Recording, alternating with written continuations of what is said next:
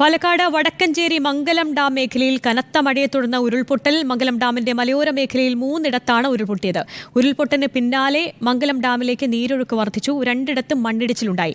20ഓളം കുടുംബങ്ങൾ ഒറ്റപ്പെട്ടു. വിവരങ്ങളുമായി ഇക്ബാൽ അറക്കലാണ് ചേരുന്നത്.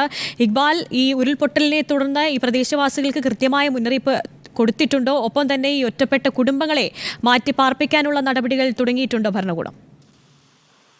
ആര്യ, ഇന്ന് ഉച്ചയ്ക്ക് ശേഷം പെയ്ത കനത്ത മഴയിലാണ് ഇത്തരത്തിലുള്ള വ്യാപക നാശനഷ്ടം ഈ മംഗലം ഡാം പ്രദേശത്ത് ഉണ്ടായത്.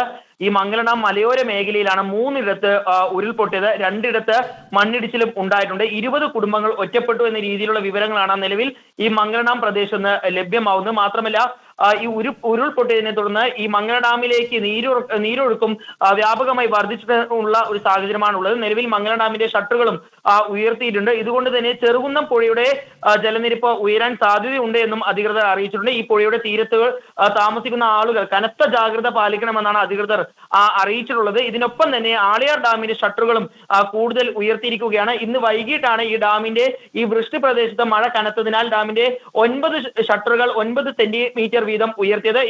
ഇപ്പോഴും ഈ മഴ തുടരുന്ന സാഹചര്യത്തിൽ ഡാമിന്റെ 11 സ്പിൽവേ ഷട്ടറുകളാണ് തുറന്നിരിക്കുന്നത്. 15 സെന്റിമീറ്റർ വീതമാണ് ഡാമിന്റെ ഷട്ടറുകൾ ഉയർത്തിയിട്ടുള്ളത്. ചിറ്റൂർ പുഴയുടെ തീരത്ത് താമസിക്കുന്നവർ ജാഗ്രത പാലിക്കണമെന്ന് ഡാമിന്റെ എക്സിക്യൂട്ടീവ് എഞ്ചിനീയർ അറിയിച്ചിട്ടുണ്ട്. ശരി, മംഗലം ഡാമിന്റെ 3 ഭാഗങ്ങളിലായാണ് ഉരുൾപൊട്ടിയിരിക്കുന്നത്. 20ഓളം കുടുംബങ്ങളും ഒറ്റപ്പെട്ടിട്ടുണ്ട്. ഇക്ബാൽ അറക്കലാണ് വിശദാംശങ്ങൾ നൽകിയത്.